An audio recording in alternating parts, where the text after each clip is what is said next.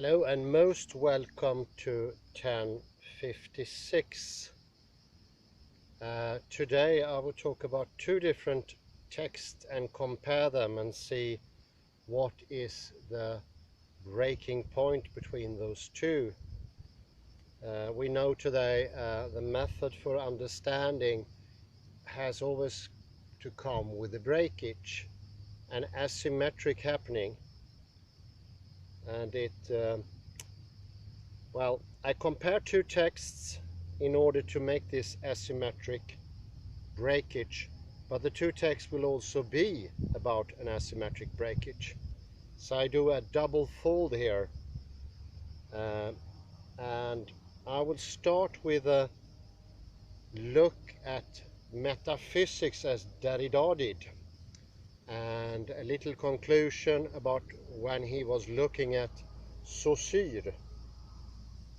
And Saussure is one of those founding fathers of a whole array of different sign-directed understandings. And if you see signs as being different from each other, in the very difference, which is both temporal and spatial, therefore the two words differ or defer. Defer relates to not being at the same time, and differ is being of a different kind, in space, so to speak. And this regulates the metaphysics, the Western metaphysics of presence.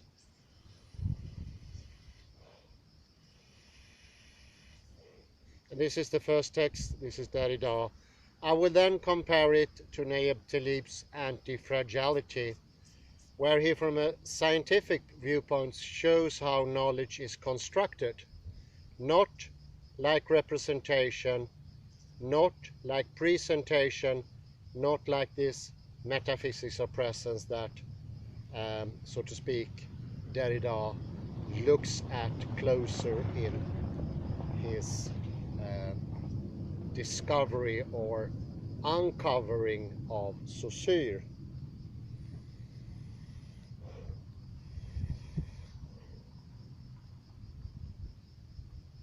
So we start with the Derrida text.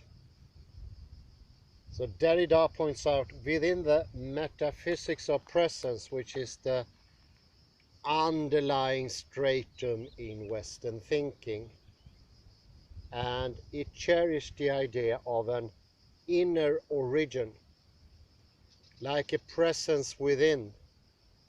And you can also look upon that as a candle or a light that shines. This light illuminates, but it's also the taker of presence, the receiver. Saussure proclaims that there is a natural bound between inner meaning and outer sound. Thus, Saussure's linguistics is a science that, supposedly free of God talk, simply repeats the ancient pre-scientific assumption of God talk. God talk is that God presents presence with his words. Speech, according to Saussure, is natural and direct, immediately intimate and present to thought and meaning.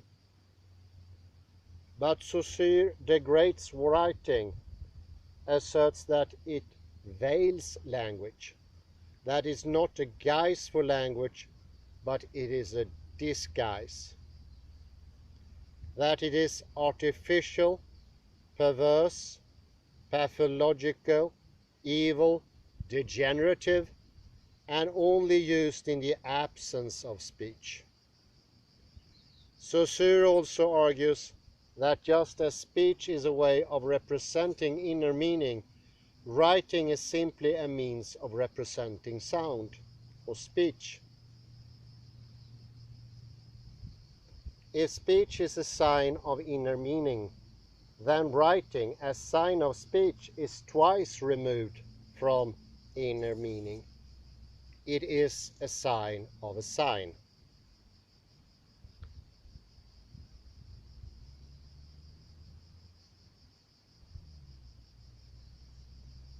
And this is why Saussure makes the conclusion that the sounds of speech, not writing, should be the objects of linguistics.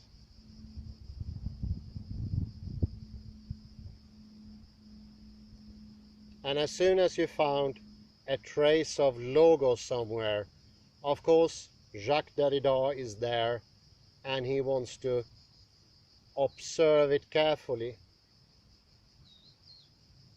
And Derrida has this capacity, not because of high education and not because of his high intelligence, but because heightened iterative skill, IK.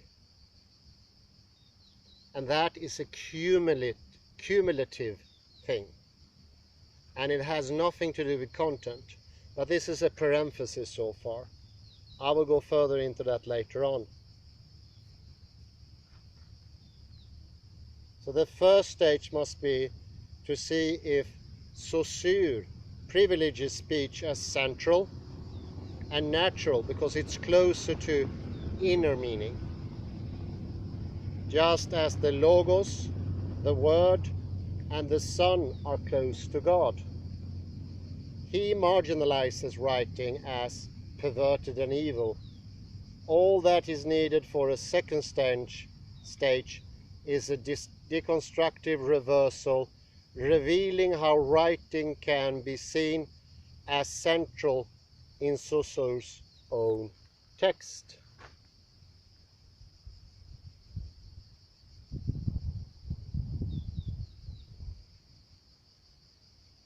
Derrida here reminds us on how on the one hand, he says there is a natural bound between sound, the signifier, for instance, cow, and the meaning signified, the cow, as if meaning, the signified, depend on some sort of natural correspondence with the sound, cow.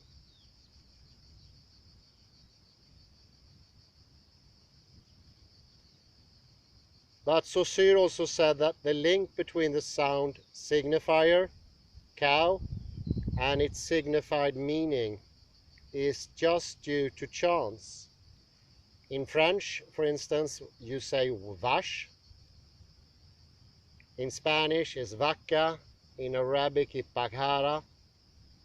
In Japanese is meushi, and so forth, to signify cow.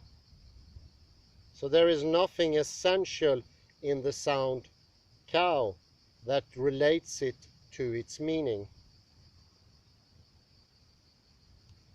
In fact, on the level of sound, COW gains its identity only because it's slightly different from MAO, Mao, which is the former chairman of the Chinese government.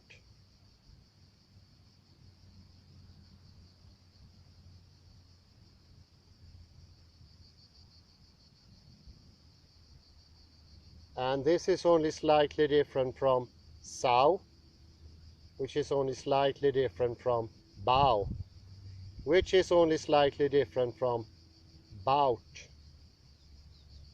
The sound cow, in other words, depends upon its difference from other sounds. These are the signifiers to distinguish itself from them. So there is a whole line of signifier and signified going parallel and building itself on a long linear line. And I would say in the mind of Saussure, this is of course some sort of linear temporal straw.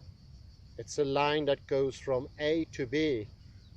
And of course this idea is unregarded uncircumvented and disregarded within Saussure. So if we have this on a horizon and the signifier above and the signifier under, we get a whole washing line, so to speak, and each washing item is a part of this line. So the horizontal difference between sound and sound is what shapes the sound of language, not something vertical, intimate correspondence between sound and meaning. So on this line they are all connected. Yes, there is only the vast interwoven system of differences. A sound is what it is only because it differs from other sounds in the same language. It gains its being through being different from them. Similarly, on the level of meaning, the concept cow, the signified, has no meaning in and of itself. Remember this is important. Our concepts distinguish themselves only through their difference from other concepts. The concept boat gains its identity by being different from the concept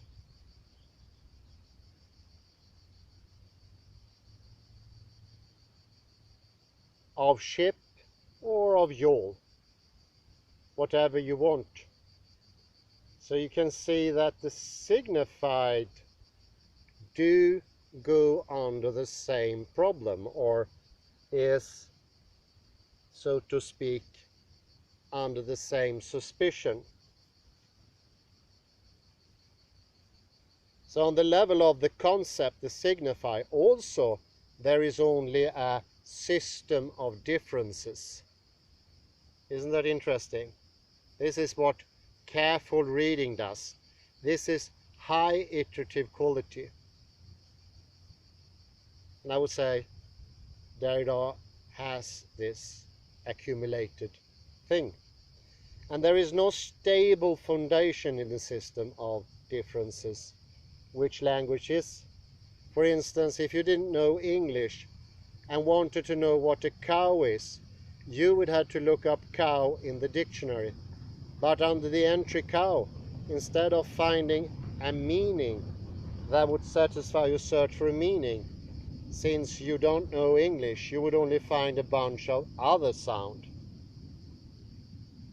Sounds like this from the dictionary: cow, a noun, the mature female of domestic cattle or of various other animals, as the whale, elephant, etc. So you see, you can turn the line upside down, and signified can be caused by difference only. So it's object or subject to the same deconstructive force, so to speak. And Saussure, of course, would feel that to be an eroding force, just as John Searle thought it would be an eroding tendency what Derrida takes away his limits and foundations. But that is not the point. It goes much further than that. So you see here, but in order to know the meaning of the sound cattle, whale and elephant, you would have to look up their meaning, their signifieds. But you would find only more lists of signifiers, more sounds. A whale is a large mammal that lives in the sea. But then, what is a mammal? What is a sea? Yes, so you never arrive at a stable signified. A stable meaning that is capable of providing a foundation for the entire system in meaning. You reach never a presence, a stability, or a limited area. It is just like a system of triangles, triangles that never ends. I see I can link up to one of those systems. It can give you a hint in the descriptions further below. There is no configuration of triangles which can ground the system, make it stable. Each wave of triangles that seem to become present has arrived from a past wave and is dissolving into a future wave. Look at the triangles and see yourself. You will get a hunch from that thing. It helps. It is close to the Necker cube as well, but just think a lot of Necker cubes next to each other, like a cube of Necker cubes, like 10 in each row and 10 in the inside row, and they multiplicate themselves. Then Derrida points out that Saussure is, in trying to sort of describe how language is just a vast tissue of differences, must apply a graphic system, writing for example. For writing is just purely a system, a play, a game of differences and nothing else.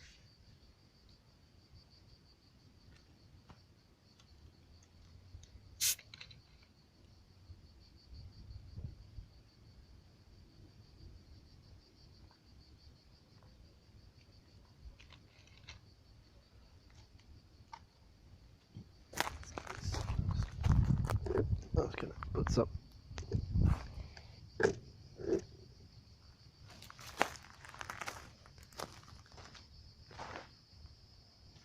So difference in itself is graphic, and that is very interesting. That is not something you usually think about. You think difference could be present directly in language, but it's very, very hard to sort of fathom that or understand that. It needs writing system. There is where it starts. And writing is purely a play of difference. One thing not being same as the other. This is what makes it up. This is constructing writing, and then it's been transferred to language, and then you see differences there. But oddly enough, writing is, in this case, before speech. It is more original.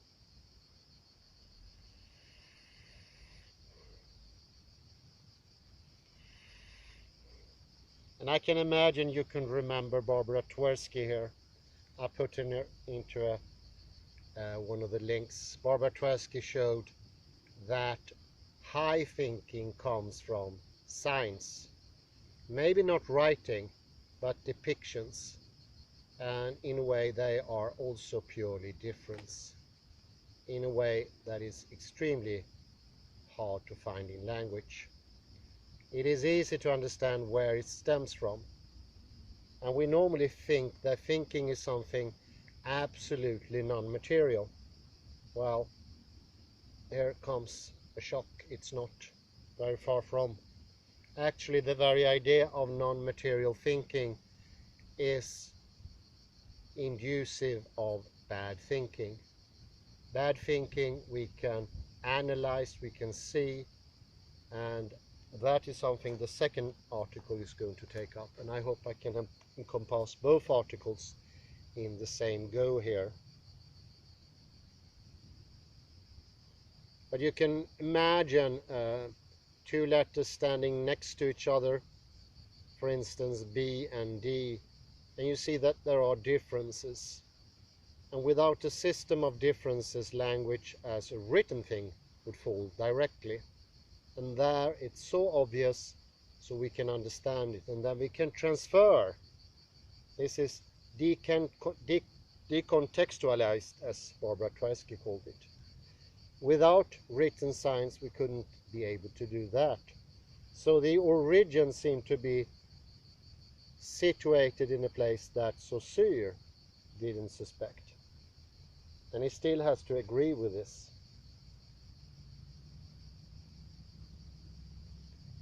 So assortment of letters, for instance, in the word boat, doesn't have any meaning in themselves, each letter in this deconstruction.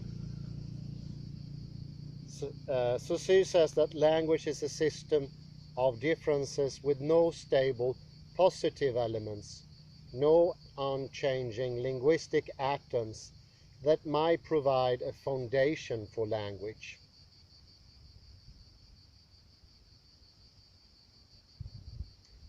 But if language made up of sound and meaning is just a play of differences, and if the relationship between the sound cow, C-O-W, and its meaning changes from language to language, then how can Saussure still claim that there is a natural bond?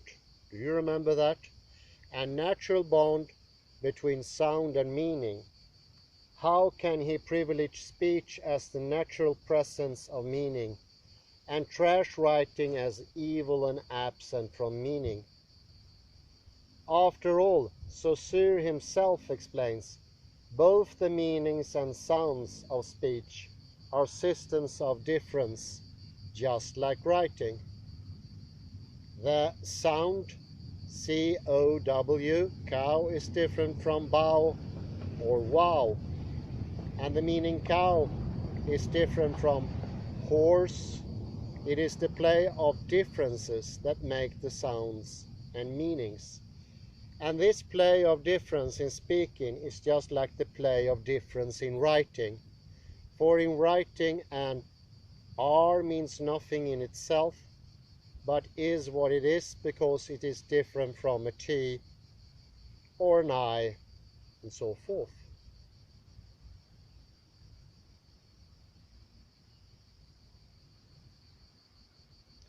So it could be said that speaking is like a form of writing. That's right. And this is this deconstructive reversal to invert the hierarchy that favors speech as natural and central, and to reveal how writing, which has been seen as perverted, pathological and derivative, can be central and not marginal.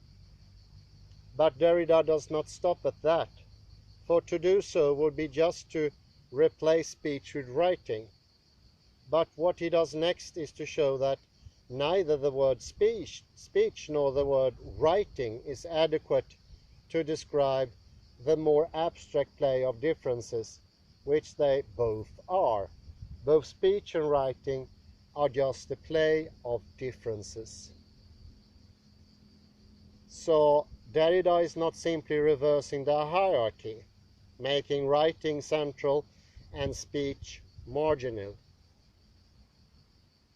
And as I added before, also does Barbara Tversky, and I would say Heidegger, and definitely Rudolf Cachet. What he does next is to put both terms, writing and speaking, under erasure. In French, that sourature could also be under a rat. The sourature is coming from the system of Saussure, where he places the signifier on top and the signified under. And thereby he thinks that he institutes a hierarchy. But Derrida reveals that the hierarchy is not present, and it's not present in the writings of Saussure, neither in the mind of Saussure, because what Saussure is thinking can also be deconstructed in this way. So you see, everything starts to move, and this is deconstruction par excellence. And he does so by influence of Heidegger. He puts an X over, and that makes them under erasure.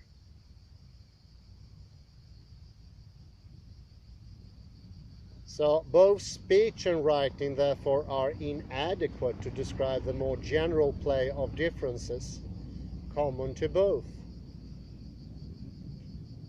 But in discussing the matter, he simply cannot do without them, so they must be used. And putting them under erasure allows Derrida to have his cake and eat it too, so to speak. It allows him to use a word or a concept and simultaneously indicates its highly inadequate nature.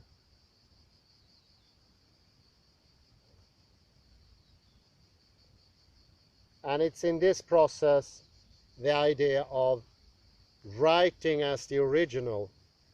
And he takes or steals or loans the word from the ancient Greeks, who wanted to find a more originary form of reality somewhere called an arche. And this word was arche, writing, writing as the first one.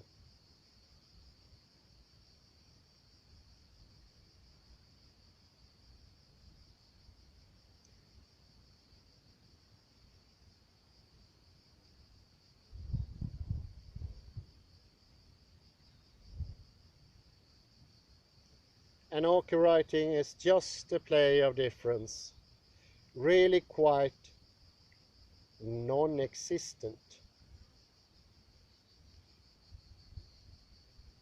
because it uses only clear, non-visible colors. So to speak, now Derrida himself is establishing a center, and this is typical for Derrida. Now he goes over in his reversal to constructing a new center, a new form of presence, so to speak. But it's loader than that, it's broader, it's wider. Arche writing is not merely writing on a page, graphic marks or sounds. It is not the Roman alphabet, it's not any kind of marking. That can be made with a voice, with pictures, with hieroglyphs, glyphics, with cuneiforms, with Chinese characters, with choreography, with musical notations, with the forms of sculpture in space, which can be marked with an owl or on an oak, with lips on breasts, with pen on paper, inscribings in sand made with a pen. Or why not use a brush like the Chinese? Working on the difference between the tush, the blackness that slowly comes into existence, and for every new brushstroke, more difference is, so to speak, established. But at the same time, it always constantly, simultaneously disestablish itself. And this Necker cube fluctuation is what gives it the meaning, not the presence. And the more fluctuation we have, the more false. I don't want to call that meaning, because meaning seems to be that term we use when the words no longer have any force. It's a sort of a proxy word. But you see how it's constantly reflecting itself. It is uncovering itself and covering itself. And it's in the covering and in the uncovering that the meaning process is, or the force, I will have to say. I'm going to use the word force. I will not use meaning here. I will henceforth meaning is more singled out to be used when the word lack force, when it's static.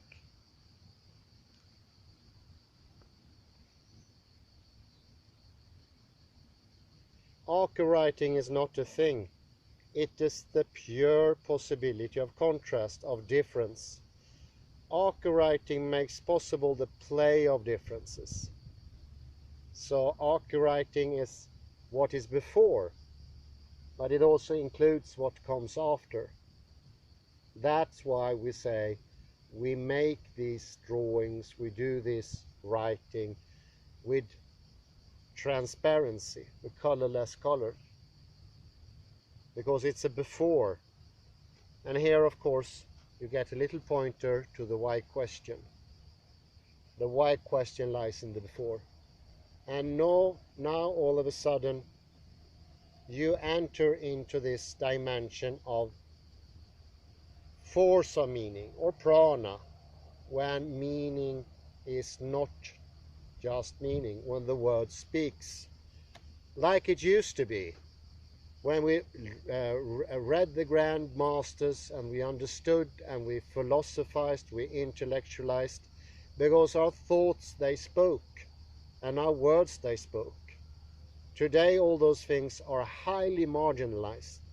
No one ever listens to the intellectuals because they are no longer intellectuals. This is what Derrida is pointing to. That will be strengthened in the next passage. Yet arc-writing does not exist as a thing. It is what makes these things possible. So it's a different role. Arc-writing is not a concept, nor even a word which can be defined. It is like the play of triangles, the possibility of differing that underlies the play. And grammatology is the science of arc-writing.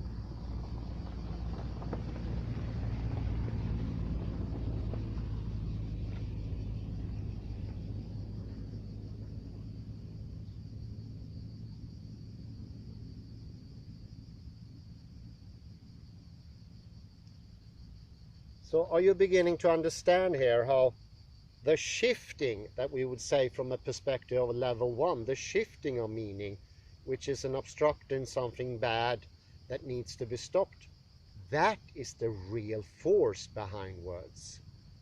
So now it becomes understandable. Intellectuality in the West hasn't disappeared because something happened, because it was actually pursued. We wanted to erase meaning. We wanted to take meaning away. Understanding became the enemy. And instead, we had this egotistical viewpoint where I stop the Necker cube at a certain instance. I stop it with the presence here. And therefore it comes to lack all the differences. And those differences is in the language of Derrida, iterations, iterations, not repetition. And those iterations are the very same thing, and this is a fantastic happenstance. Derrida uses a word that is very similar to, came up in chaos theory by Benoit Mandelbrot, who first used it to an extensive to explain what is stability, how does something become stable through time and space, how could something be something, like a being with a big B, like I am standing in front of you here. I have a stability, and actually, literally, I have a stability here now. I've been training stability in the same lecture courses because I see how it changes the demeanor of what I say. The tone of my voice all changes because differences add to each other, those iterations. Everything created in the universe are made out of iterations.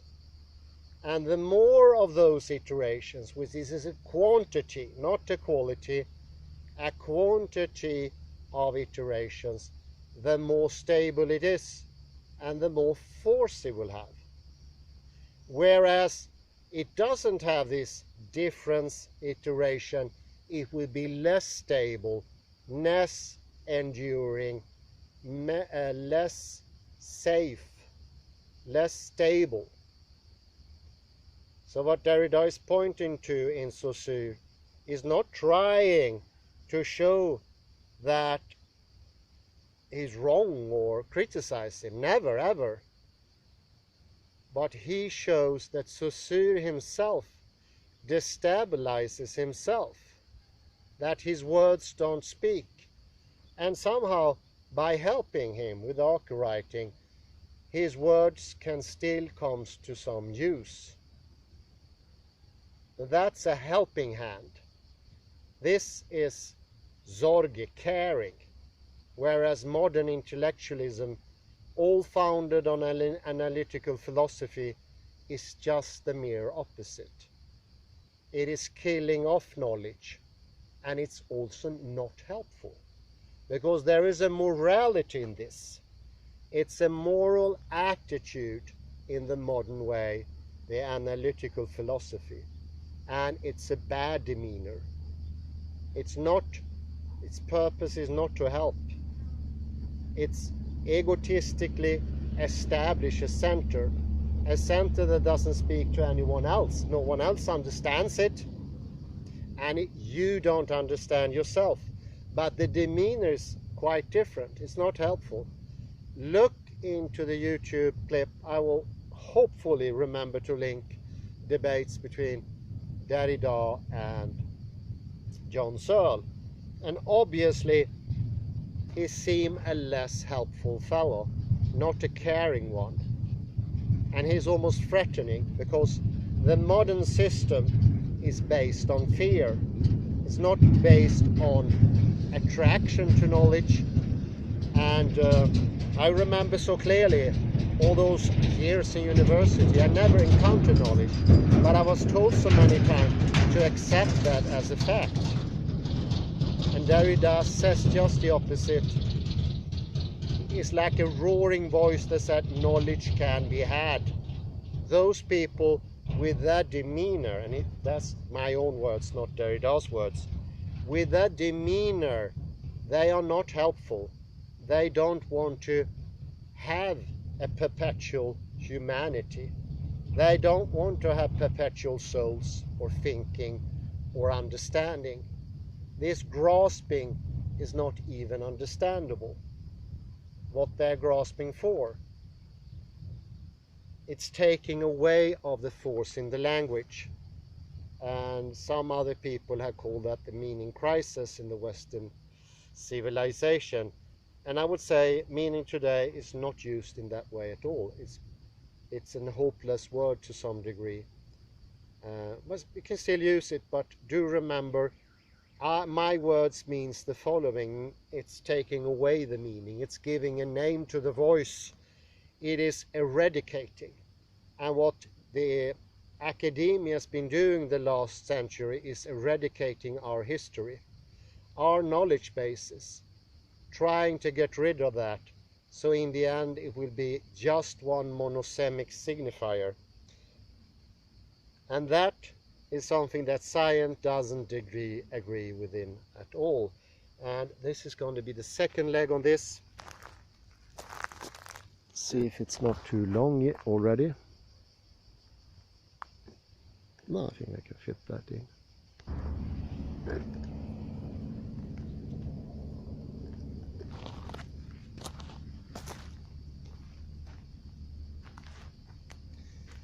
So let's put this into a more scientific perspective and see the parallelism. And now we're going into the second text, and this is a sort of a resume of Nassim Taleb, and his book is called Antifragile. How we can gain from disorder. And this is in a way also deconstruction, and so when he's sort of defending disorder, it's the same disorder that Derrida is defending or showing to be at work when things are stronger, more persistent, more enforcing. And we know now today that knowledge itself, iterative capacity, it is what regulates the whole thing. Taleb called that the level 55. Above that level, you have knowingness. You're complicated enough. You will be that strange attractor in a chaotic system that is anti-fragile. That means persistent over time. And you can well understand, if you don't have persistence over time, your words will constantly mean different things. And meaning swept in here again. Meaning has been kidnapped, but I will use meaning here in Taleb, otherwise it'd be hard.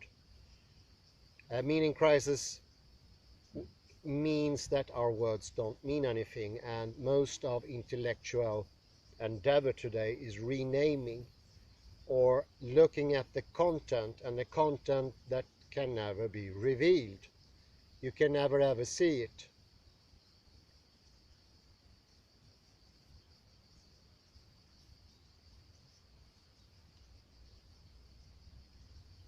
And of course, and I can't pinpoint this enough, when you have knowledge you will also have health.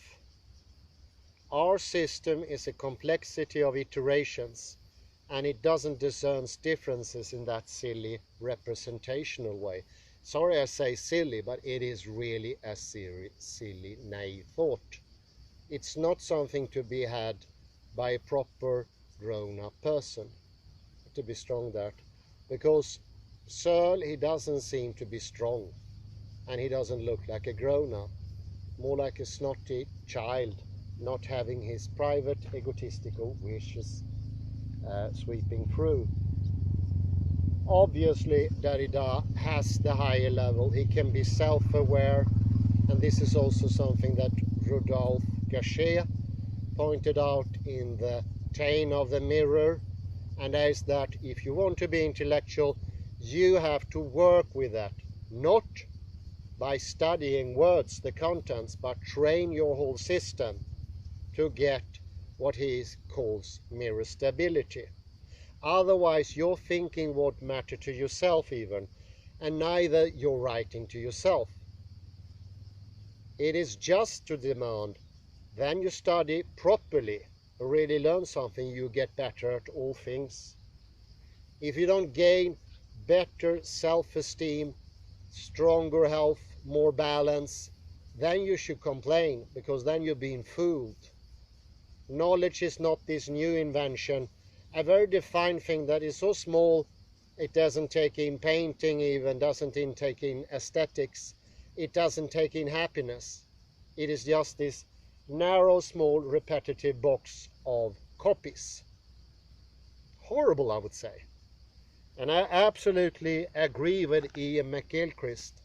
We have to talk about the death of intellectuality, the complete absence, and the ridiculization of repeating words and renaming incessantly, and making ourselves even more, in the terms of Iain McGilchrist, is of course more to the left hemisphere, but less present, less meaningful, and less directed, and actually incredibly less able to go into the great texts. Because if you don't see that you're stable before, that instability that you bring into the text, it will enforce itself. So the stability you have to have before. Otherwise, when you go into the text, you will start looking for meanings. I use that in the second way, the bad way. And you will try to find the center, and the book, the text, the music will forever elude you. And this is something I humbled with Derrida. I thought I can understand him without changing myself. I could not, and no one else could that.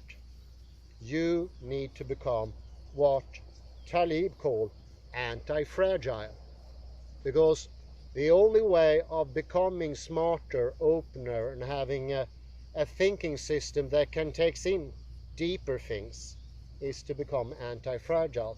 Otherwise, you will be run by fear. And if you run by fear, you will also be run by greed.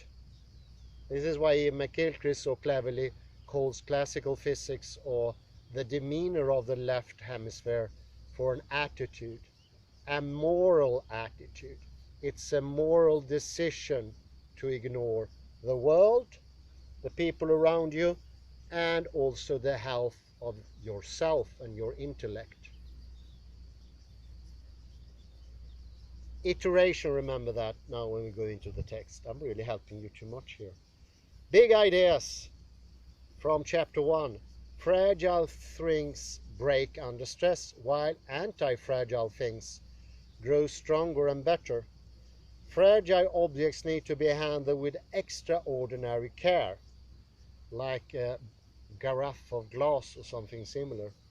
Imagine a situation where you have to pack a wooden item and another where you have to pack an item made of glass. Given the fragile nature of glass, you would take a lot of extra care in packing it securely, right? In a nutshell, you could say that the fragile thing needs to be guarded against any volatile situations. However, it's possible that there may be things which actually benefit from volatile circumstances. This can be a sort of a tricky question. After all, how could anything actually benefit from disorder and deliberate unpredictability? Going back to the aforementioned analogy, how do we define something that's get better from being handled roughly, as opposed to careful handling of fragile glass? Interestingly, Taleb tells us that most of the world's languages have no term to describe things that gain from disorder, bar, I would say, Chinese, Japanese, and especially when you come to study, those countries are the greatest countries when it comes to study and knowledge. I think the knowledge per capita, which can more or less be calculated now, is 1 to 273 when it comes to Japan, compared to civilized Western countries like France and Germany. It's staggering. And I still remember my encounter with the Chinese thinking world when we were a delegation from Gothenburg University, and how we were ridiculed, and they just tried to be compassionate with our lack of knowing. And I remember one professor from Åbo University, if I remember correctly, sociology, anthropology, something like that. She showed the big book. All the knowing is here, she pointed to the book.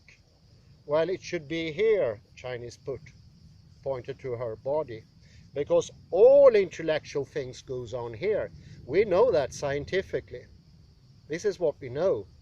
And of course that is also repeated with lack of Johnson. If you don't have access to a harmonious body, you don't have intellectuality. Otherwise, just if you're tensed, you are in fear, and you will go directly to the presence, and then you will be monosemic in nature, because being monosemic is being tensed. And that is being hostile to what I usually call for the apeiron, the knowledge base, understanding, learning. But there is a classical example of the concept of antifragility that can be found in the mythical Greek creature, the Hydra. We spoke about that the other day. In Greek mythology, Hydra was portrayed as a serpent with countless heads. Every time somebody cut off one head, 2 more sprang up in its place, making the creature virtually invincible.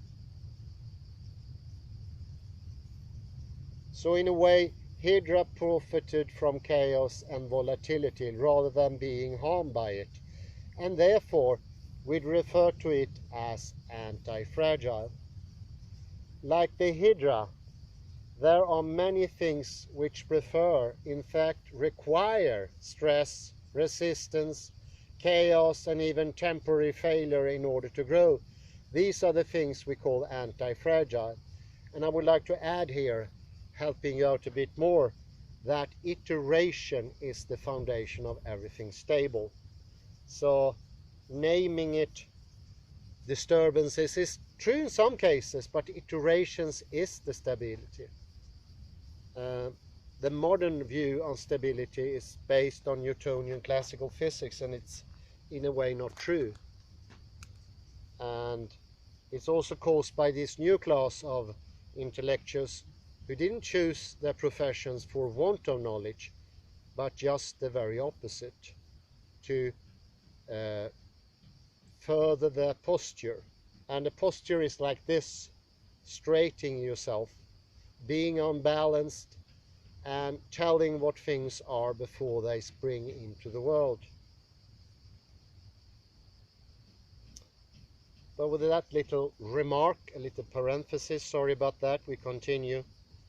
An antifragile system always compromises of fragile constituent parts. In a way, it can be said that the universe is anti-fragile in its nature.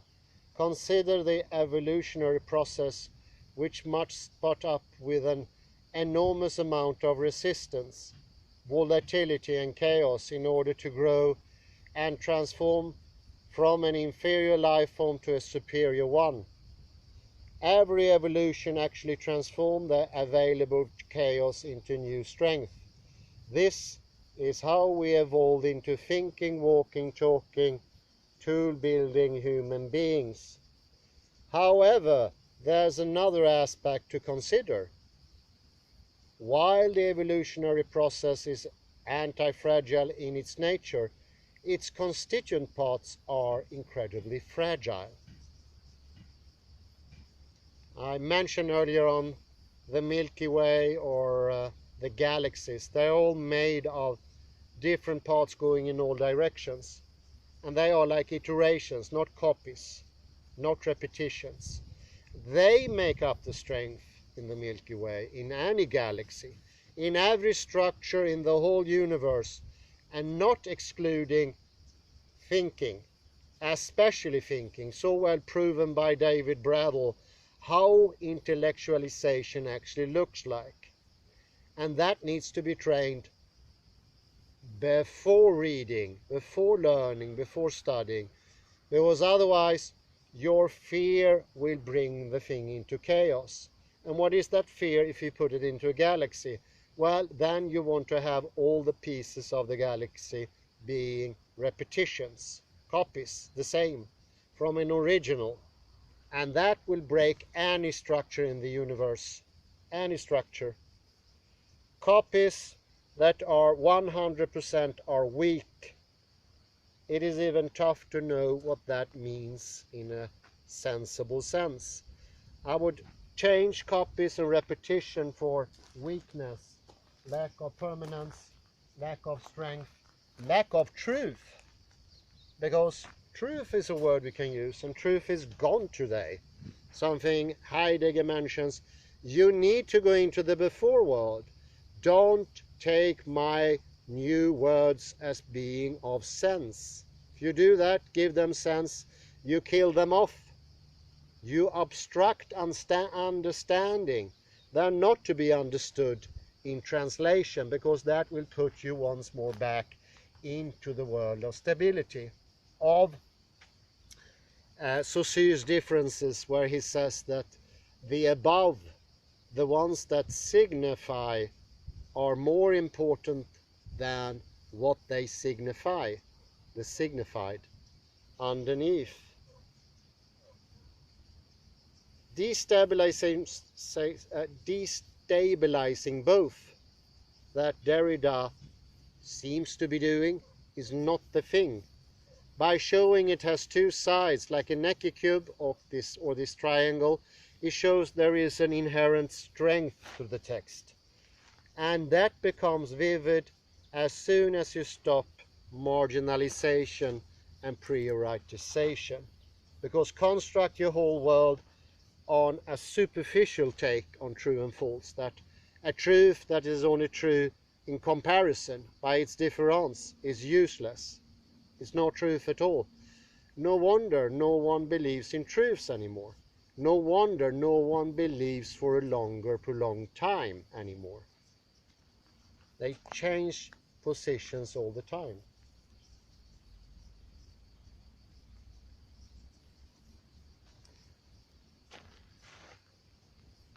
The anti-fragility of the evolutionary process is actually dependent upon the fragility of the constituent parts. The system can withstand all chaos and volatility only if it can dispense of its constituent parts with ease. The weaker parts are disposed, the rest grows stronger, and the system advances overall. And through a sort of trial and error involving the constituent parts, the system is able to chart the best possible path and continue its journey.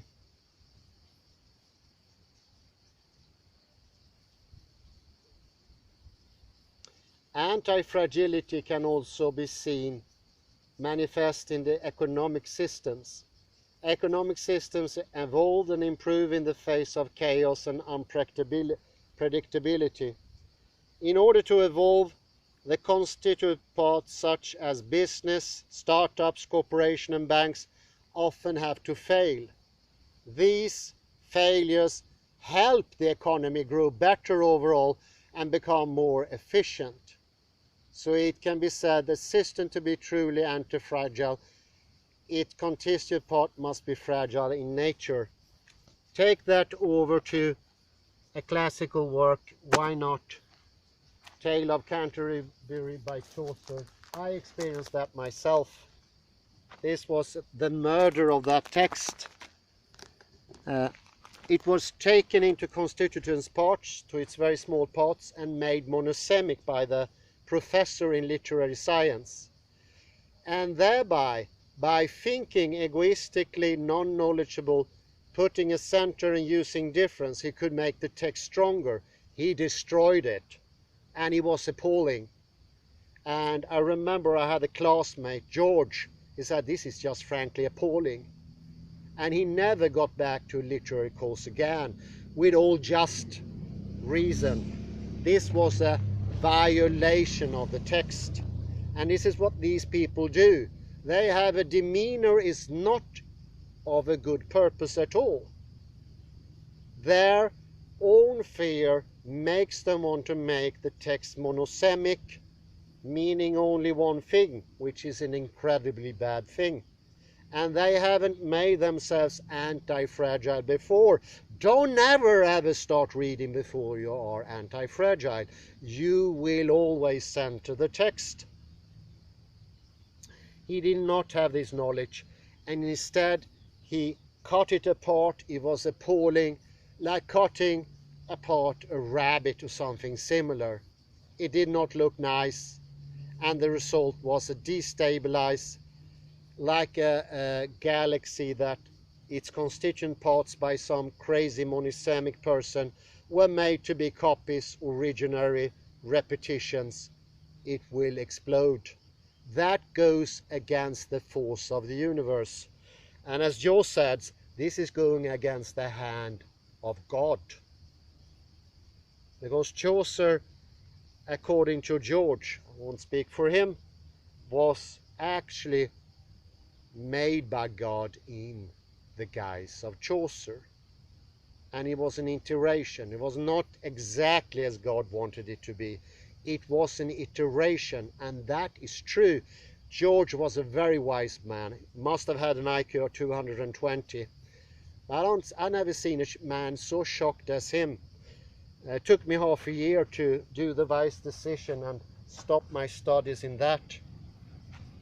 But it goes to show when we destroy knowledge from within by our own lack of stability that can only be had by taking in the surrounding and not tensing your hands or clasp your knees and such stuff. Those things are a great part of being intellectual. And tensing takes that away, because then you're living fear, and then you need a center, and then you don't have stability anymore. So the actual fear takes away the stability. Taking in what's around you, the aesthetics, being able to mix different subjects, which is all important, the true sign of a person that's open-minded, that helps to stabilize. And that makes for iteration, and that makes for knowledge. And I would not call it repetition and copies knowledge at all. I would call that renaming process. The left hemisphere that do a repetitive thing, like the Yale School of Literary Criticism, an automated process that can be made by a computer. And I wouldn't be surprised, well, I actually know, a certain essays that have already been made by a computer, and they look good because they are so repetitious and they say so little, because a text can actually reach out. If it's stable enough, the words can mean, and they can enter into the minds of others. But that is not the state now. the state of today is just the opposite, but it can be gained once more. In contrast to Iain McGilchrist, I'm an enthusiast when it comes to this. I think change is absolutely possible, and I think it will come once we really hit our head into the wall now. When it comes to these terms, when we go down so down into the bar of perpetual imbibers and dipsomaniacs that just repeats themselves and shouts and don't care about each other like dipsomaniacs hardly ever do. There we are now. Non-caring, non-helpful, non-loving attitude. And knowledge is never non-loving. If you have stability and you don't have fear, you stop to being destabilized, and you won't trying to take the knowledge away from other people, which was this professor trying to do. He wanted to take away the little knowledge we had already, as this was my second year of study at the University of Gothenburg. He wants to rid us of that knowledge, take it away, put it into powder, desiccate it,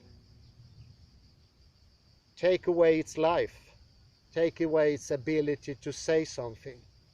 Because the whole Canterbury Tale in itself, with all its differences, with all this iteration, that is a meaning in itself. And that will infuse every part of the book, not the opposite.